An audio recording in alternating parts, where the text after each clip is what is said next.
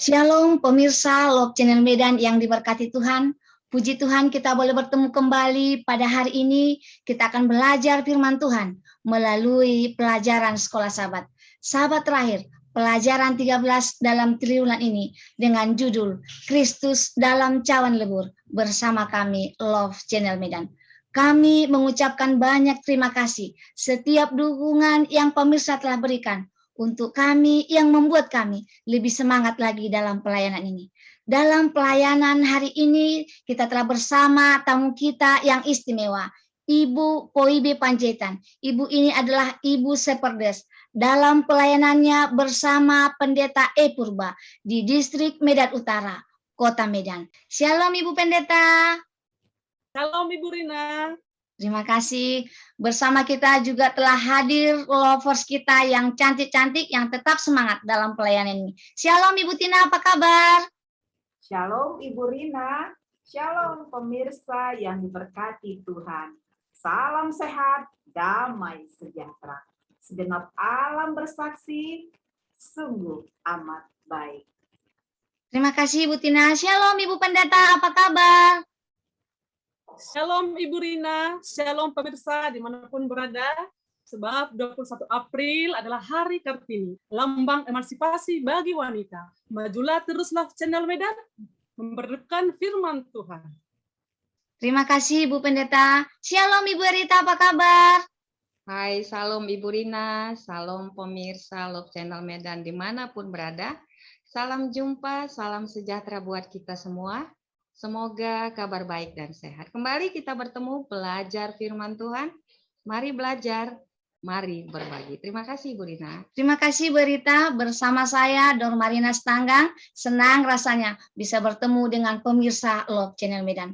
Biarlah orang lain sibuk dengan gadgetnya. Mari kita sibuk dengan Alkitab kita. Mari melayani, semoga kita menjadi berkat bagi umat-umat Tuhan. Baiklah pemirsa, sebelum sampai kita ke pembahasan sekolah sahabat kita pada saat ini, kita akan berdoa yang dipimpin Ibu Tina. Kepada Ibu Tina, saya persilahkan. Kita berdoa. Terpujilah Engkau Allah yang maha baik, yang maha kuasa, yang telah menyertai kami pada saat ini dalam ulasan firman Tuhan. Sertailah kami dari awal hingga akhirnya. Di dalam nama Yesus kami berdoa. Amin. Amin, terima kasih Ibu Tina. Dayung perahu di Teluk Mandar, ada bagan dan ada sanpan. Yesus dalam cawan lebur, agar kita hidup dalam harapan.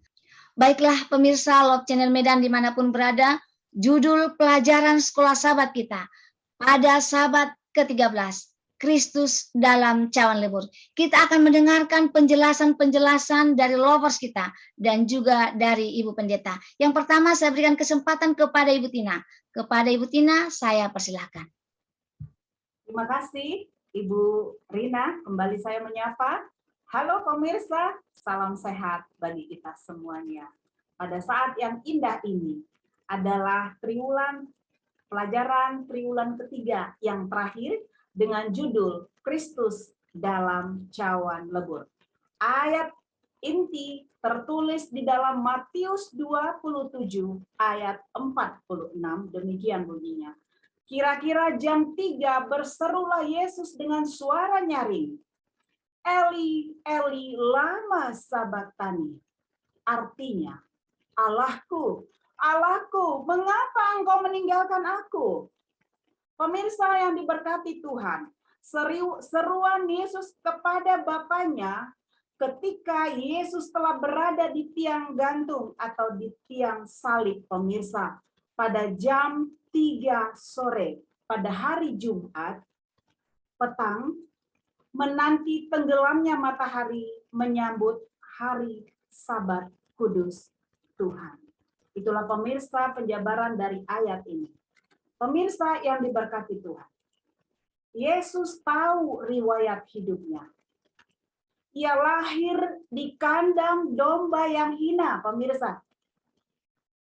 Tak lama ia lahir, ia harus diungsikan ke Mesir oleh kedua orang tuanya untuk menghindari orang-orang yang akan membunuhnya. Berikutnya, pemirsa yang diberkati Tuhan, di waktu Yesus masih kecil. Seharusnya dia memiliki waktu bermain kepada teman-temannya, tetapi digantikan dengan membantu kedua orang tuanya sebagai tukang kayu. Apakah Yesus terluka dan memberontak dalam hal ini? Tidak, pemirsa.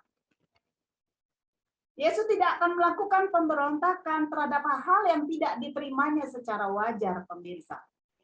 Bahkan dikatakan di dalam Lukas 2 ayat 52, Yesus bertumbuh menjadi anak yang baik dan dikasihi semua orang. Jiwanya yang murni, pemirsa, terus-menerus bersentuhan dengan dosa. Dengan pengecualian, maksud saya, pengecualian sewaktu Adam dan Hawa di Taman Eden sebelum kejatuhan. Ada satu poin yang harus kita ingat adalah Yesus adalah satu-satunya orang. Ingat pemirsa, Yesus adalah satu-satunya orang di dunia ini hidup tanpa dosa. Pertanyaannya bagi kita, bagaimana dosa dan penderitaan pertama kali muncul? Munculnya dosa karena makhluk-makhluk yang bebas ini, termasuk saya pemirsa, menyalahgunakan kebebasan yang telah diberikan Allah kepada kita, kepada mereka. Yesus taat sampai mati, pemirsa. Dia tidak pernah menggunakan kebebasan yang diberikan Allah untuk berpaling dengan segala penderitaan yang dialami. Inilah kunci daripada Yesus. Dia tidak pernah menggunakan kebebasan itu. Sehingga Yesus seorang penurut dan setia di dalam cawan lebur di dunia ini. Demikian, Bu Rina, Tuhan memberkati. Terima kasih Bu Tina, penjelasan yang sangat menyentuh bagaimana perjalanan kisah Yesus. Saat ini kita akan lanjutkan penjelasan kepada Ibu Pendeta. Kami persilakan. Dihina dan ditolak manusia. Sebuah kata yang merujuk kepada penderitaan. Di dalam Lukas 4 ayat 22 sampai 24. Dan semua orang itu membenarkan dia. Dan mereka heran akan kata-kata yang indah yang diucapkannya. Lalu kata mereka, bukankah ia ini anak Yusuf? Maka berkatalah ia kepada mereka, tentu kamu akan mengatakan pepatah ini kepadaku. Hai tabib, sembuhkanlah dirimu sendiri. Perbuatlah di sini juga, di tempat asalmu ini, segala yang kamu dengar yang telah terjadi di Kapernaum. Dan katanya lagi, aku berkata kepadamu, sesungguhnya tidak ada nabi yang dihargai di tempat asalnya. Dan aku berkata kepadamu, dan kataku ini benar, pada zaman Elia terdapat banyak perempuan janda di Israel, ketika langit tertutup selama 3 tahun dan 6 bulan, dan ketika bahaya kelaparan yang hebat menimpa seluruh negeri. Tetapi Elia diutus bukan kepada salah seorang dari mereka, melainkan kepada seorang perempuan janda di Sarfat di tanah Sidon. Dan pada zaman Nabi Elisa banyak orang kusta di Israel, dan tidak ada seorang pun dari mereka yang ditahirkan selain daripada Naaman orang Syria itu. Mendengar itu sangat marahlah semua orang yang di rumah ibadat itu. Mereka bangun lalu menghalau Yesus keluar kota dan membawa dia ke tebing gunung, tempat kota itu terletak, untuk melemparkan dia dari tebing itu. Kehidupan Yesus adalah kehidupan yang melayani, penuh kerendahan hati dan pengorbanan. Namun, sebagaimana bacaan Alkitab di atas, betapa menyakitkan kasih yang tulus telah salah ditafsirkan oleh orang Yahudi, bahkan juga oleh warga sekampung halamannya. Kita semua pernah merasakan pedihnya penolakan, dan mungkin Rasa sakit kita serupa dengan penderitaan Kristus yang tidak mementingkan diri sendiri. Baik oleh para pemimpin atau oleh rakyat jelata, kehidupan, tindakan, dan ajaran Yesus terus-menerus disalahpahami, menyebabkan penolakan dan kebencian oleh orang-orang yang mau Ia selamatkan. Pemirsa, dimanapun kita berada, kita disakiti bukan karena kita ditolak, tetapi karena apa arti penolakan bagi orang yang menolak kita.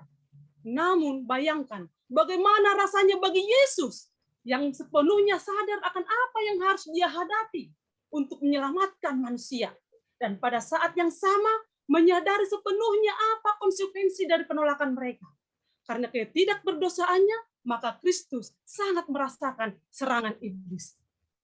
Nah, dari pelajaran tersebut dapat kita lihat bahwa selaku umat Tuhan, saudara, saya, dan kita semua sudah seharusnya mampu untuk menghadapi berbagai penolakan yang menerpa hidup kita dan boleh menguatkan akan yang satu dengan yang lain.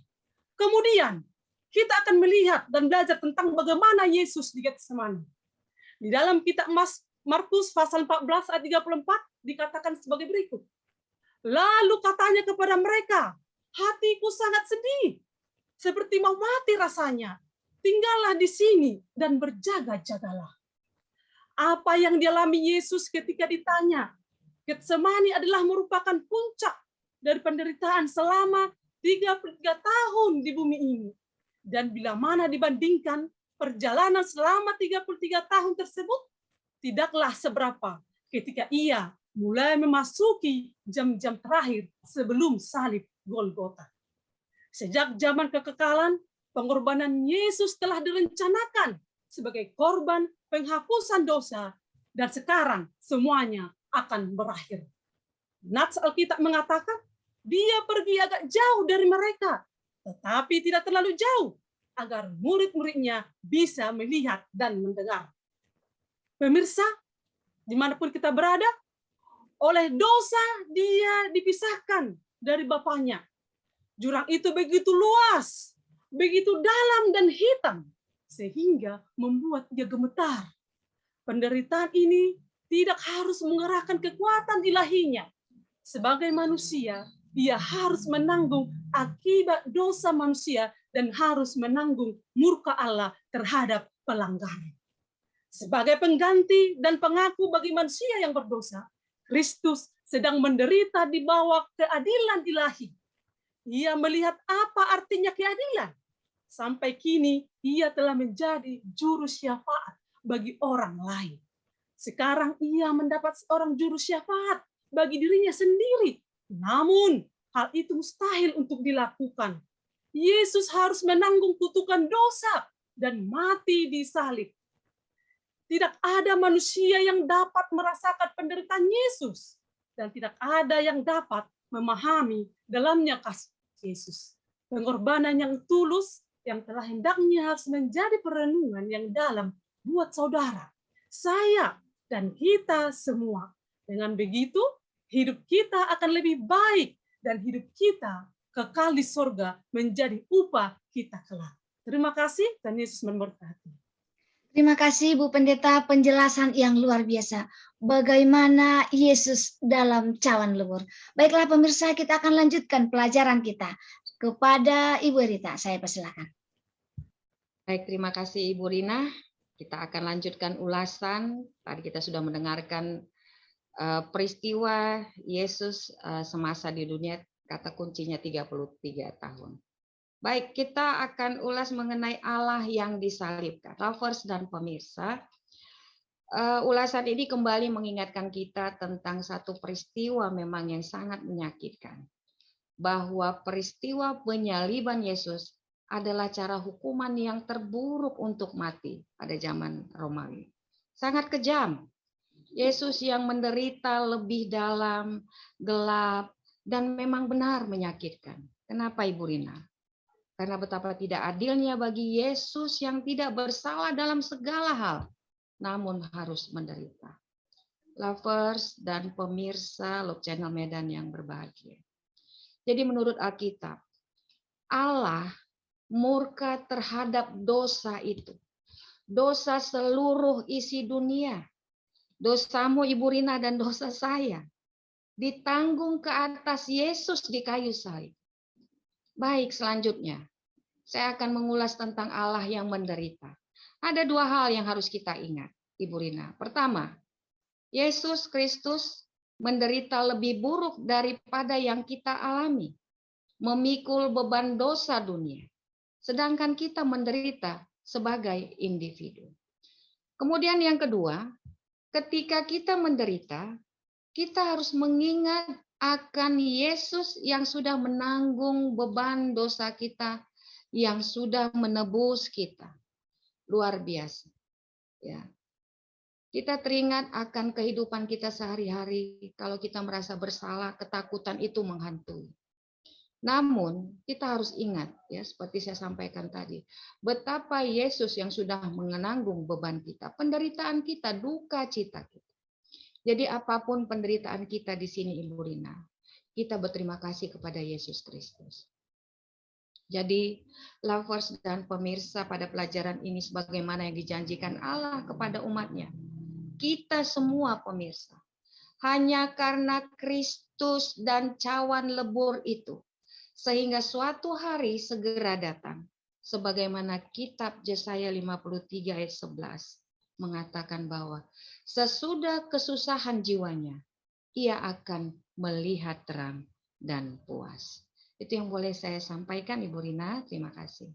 Terima kasih Ibu Rita, terima kasih lovers, terima kasih buat penjelasan-penjelasan yang luar biasa yang membuat kita semakin mengerti bagaimana pengorbanan Yesus sehingga kita punya harapan untuk hidup yang kekal ketika Dia datang menjemput kita nanti.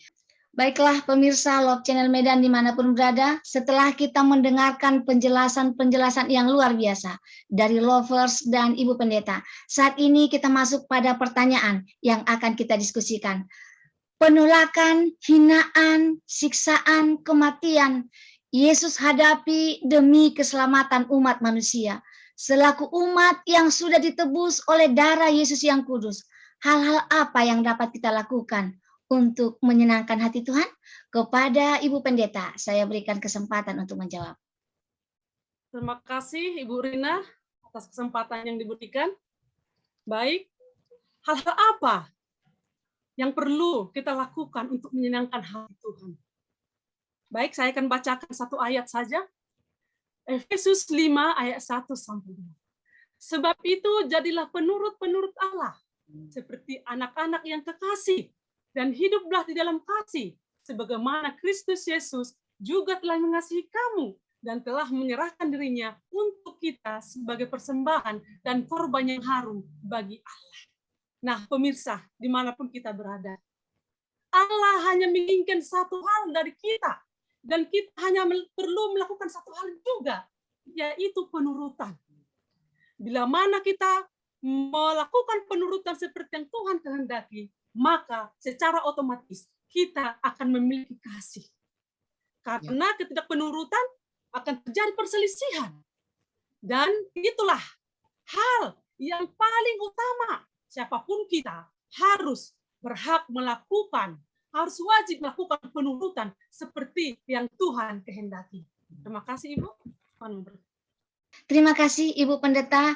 Kuncinya satu, penurutan. Kepada Ibu Tina, melanjutkan jawaban. Kami persilakan. Baik, terima kasih Ibu Rina. Pemirsa yang diberkati Tuhan, sangat baik pertanyaannya untuk realisasi di dalam kehidupan. Saya sederhana saja pemirsa, saya mau jawab dari satu ayat yang memang saya cukup menggemari dan bagi saya itu menjadi fondasi bagi saya pemirsa, yaitu dalam Markus 1 ayat 35 demikian.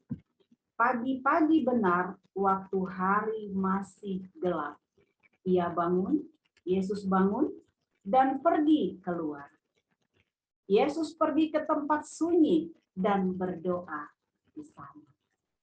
Saya sangat mengikuti fondasi, mengikuti Yesus, yaitu terhubung. Ketika saya terhubung, pemirsa, apapun yang saya hadapi cawan lebur di dunia ini, saya yakin itu hal yang membahagiakan. Karena Tuhan telah memberikan banyak teladan, dan saya tidak ada apa-apa dalam hal itu. Untuk itu, aliran kasih Tuhan setelah saya terhubung, saya dapat alirkan itu kepada setiap orang, dan terutama di dalam pelayanan saya, baik di dalam rumah tangga, di dalam pekerjaan, terlebih di dalam jemaat Tuhan. Untuk saya tetap boleh membawa damai kepada setiap orang. Mohon juga doa untuk hal-hal yang saya lakukan. Terima kasih, Tuhan memberkati. Terima kasih Ibu Tina, tetaplah berdoa. Baiklah, kesempatan ini saya berikan kepada Ibu Rita. Baik, Ibu Rina, saya pikir saya setuju dengan jawaban apa yang disampaikan oleh Ibu Pendeta tadi ya. Tidak ada kata lain selain penurutan. Kan untuk menyenangkan hati Tuhan ya. Dalam kehidupan kita juga bila mana anak-anak kita melakukan apa yang kita sampaikan, nasihat yang kita sampaikan, mereka menuruti, luar biasa, kita bahagia. Demikian juga ya mungkin dengan bagaimana kehidupan kita ya terhadap Tuhan. Jadi penjelasan Ibu Pendeta tadi saya sangat setuju kali. Bila mana ada penurutan maka ada kasih Yesus Kristus dalam kehidupan kita. Ya, ini bukan hal yang mudah bagi kita mungkin ya. Nah, inilah Kristus dalam cawan lebur. Jadi dalam kehidupan kita juga cawan lebur itu ya seperti itu ya. Nah, itu yang boleh saya sampaikan. Terima kasih Ibu Rina. Terima kasih Ibu Rita, Ibu Pendeta, dan Ibu Tina. Saat ini kita akan sampai kepada kesimpulan pelajaran kita. Kepada Ibu Tina, saya persilakan. Baik, terima kasih kembali kepada Ibu Rina, pemirsa. Kita akan simpulkan ulasan terakhir dalam triwulan ketiga ini. Yesus telah meninggalkan istana surga, di mana semuanya di dalam istana itu adalah kesucian, pemirsa, kebahagiaan, dan kemuliaan. Untuk menyelamatkan satu domba yang hilang, satu dunia yang telah jatuh karena pelanggaran. Yesus tidak akan berbalik dari tugasnya sedikit pun, pemirsa. Bahkan sampai saat ini dan sampai Yesus akan datang untuk yang kedua kali untuk menjemput umat-umatnya. Ia telah menerima baptisan darahnya agar melalui dia setiap orang yang sedang menuju kebinasaan dapat memperoleh hidup yang kekal. Mari pemirsa, kita semua menyerahkan diri kepadanya. Tuhan Yesus memberkati. Baiklah pemirsa, sampai disinilah pelajaran sekolah sahabat kita untuk sahabat ke-13. Sebelum menutup pelajaran kita akan berdoa yang dipimpin Ibu Pendeta. Kepada Ibu Pendeta, kami persilakan. Marilah kita berdoa, kita satukan hati dan pikiran kita. Maha besar Allah Bapa yang bertata tinggi dalam kerajaan surga, Allah yang menciptakan langit dan bumi, laut dan segala isinya. Allah yang kami sembah di dalam nama Tuhan Yesus Kristus. Sungguh hati kami sangat bersukacita pada malam hari ini Tuhan, di mana kami masih bisa menyampaikan firman Tuhan. Biarlah Tuhan segala firman yang sudah kami sampaikan itu boleh mendekatkan kami semakin setia, semakin dekat kepada Tuhan. Tuhan, siapakah kami ini sehingga Engkau rela mati di kayu salib? Siapakah kami ini Tuhan sehingga Engkau menanggung semua beban derita? Ya Tuhan, terima kasih oleh pengorbanan-Mu kepada kami. Biarlah pengorbanan-Mu itu bisa membuat kami semakin lebih baik lagi. Baik terhadap kami masing-masing, menuruti akan segala perintah Tuhan, dan kami boleh menyenangkan hati Tuhan. Bapa yang berada dalam sorga, berkatilah juga ya Tuhan Love Channel ini. Biarlah tetap boleh sarana penyampaian firman Tuhan, dan Tuhan semakin dekat datang menyambut orang yang percaya. Bapa yang berada dalam sorga, kami adalah orang yang berdosa. Ampuni kami Tuhan, agar kami layak di hadapan-Mu. Semua kehidupan kami ini, kami serahkan ke dalam tangan-Mu. Di dalam nama Yesus kami berdoa. Amin. Amin. Terima kasih Ibu Pendeta buat doanya bagi kami dan bagi kita semua. Baiklah, terima kasih lovers, terima kasih pemirsa dimanapun berada. Kami tetap mengharapkan dukungannya sehingga kami lebih semangat dalam pelayanan ini. Baiklah, sampai di sini pertemuan kita. Sampai ketemu minggu depan. Terima kasih, Tuhan memberkati. Shalom. Shalom.